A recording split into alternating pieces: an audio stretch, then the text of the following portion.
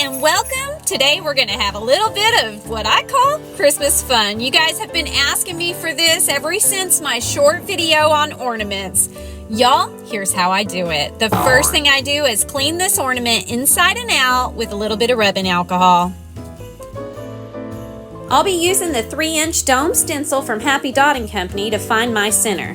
I'll put it on here and I'll just kind of roughly eyeball it. I'll mark the center and then I'm going to put a few more little dots all the way around.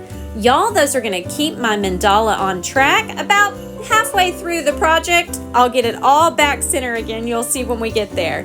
All right, I've picked out some gorgeous blues and I've picked out my favorite espresso from one of my favorite subscribers, and I am going to get painting. Let's do it.